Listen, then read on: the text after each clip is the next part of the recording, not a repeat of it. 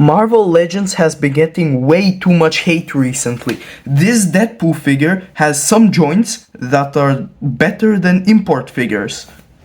What's up, people of the internet, and welcome back to a brand new review. Today I'm reviewing Deadpool, but from Deadpool and Wolverine. So let's get right into the review. So for packaging, he comes in the new standard for MCU Marvel Legends boxes, which I really like. They're a square-ish shape, and they have the logo, and he has the logo of Deadpool and Wolverine, and some drawings or doodles from Deadpool all over the box, which I think really matches his character. Now, on to the figure itself. So this is how Deadpool looks, and overall I'm really happy with how it turned out. The figure has a nice suit texture all over the body, and overall I think it matches the movie's aesthetic perfectly.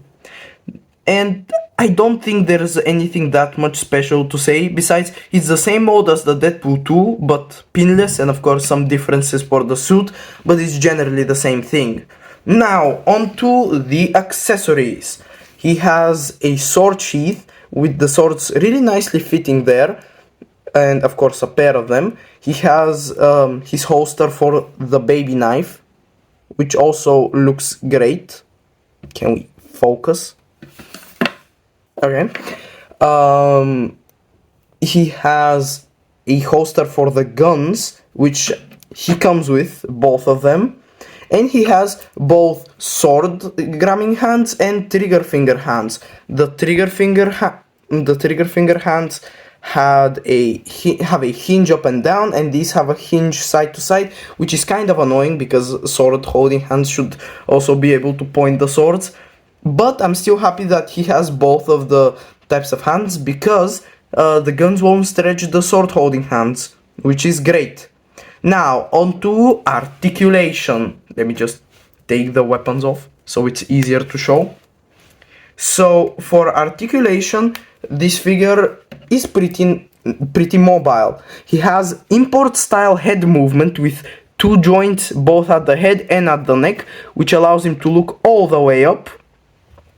There's a little gappage, but I don't care. He can look kind of down, and really nice tilt, and of course swivel. The arms are really tight, but they swivel all the way around, and they go up to a T-pose. He does have butterfly joints, and they kind of work forward and backward. Then for the arms, he has a bicep swivel, smooth double jointed elbows, and a wrist hinge and swivel. He doesn't have the diaphragm that most MCU figures do, but he has an up crunch, which crunches really deeply, and some swivel. His legs kick up this much and go out to the side this much. He has a really nicely hidden thigh swivel behind the straps, double jointed knees, no boot cut, which is really annoying, and a hinge up, down, and some pivot. Now, for size comparisons, here is him in my Marvel display, and here is him next to your average $20 scam. So, in my opinion, this is a really good Deadpool figure. It's really fun to mess around with, and he has really fun articulation. Overall, I really like him. As you may seen, I featured him in my Christmas special, and I think he fills a really nice spot in my collection, as I finally have a Deadpool figure that doesn't actively actively deteriorate every time I try to pose him. See ya, people!